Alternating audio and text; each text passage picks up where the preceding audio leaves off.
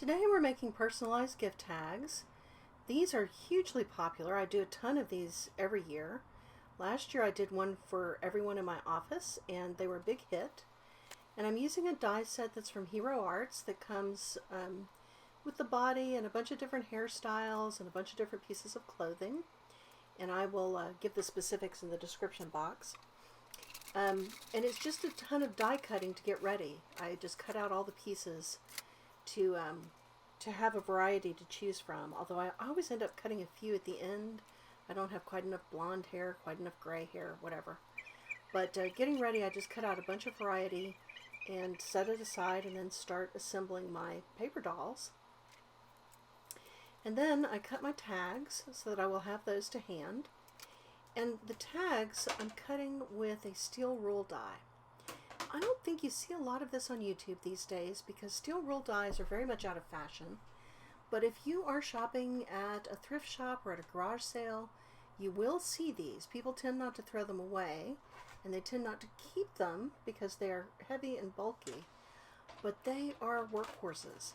I've had this particular die for so long, it predates the introduction of the Big Shot machine that I'm using. I must have had this 25 years, and it just keeps going and going. And I like the steel rule dies a lot for making multiples because you can cut so many layers of cardstock at once. So it's a real time saver if you're making a bunch of something because you can cut so many at one time. Now they don't tend to come in little shapes. They tend to be big shapes because of the nature of the die. But if you see these, you should definitely snap them up if you have any interest in die cutting.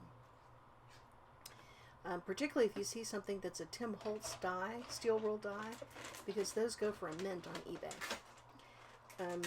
So once you've got all of your pieces cut out and you've got your tags cut out and then you cut out the appropriate letters for your recipients, then really it's just a matter of assembling the pieces. So I've got my paper dolls ready in a variety of skin tones, and I've got a bunch of different clothing, and I've got my letters ready, and just put the name on there and go to town. I do like the variety of paper doll pieces you can get because I can really customize those paper dolls to the recipient.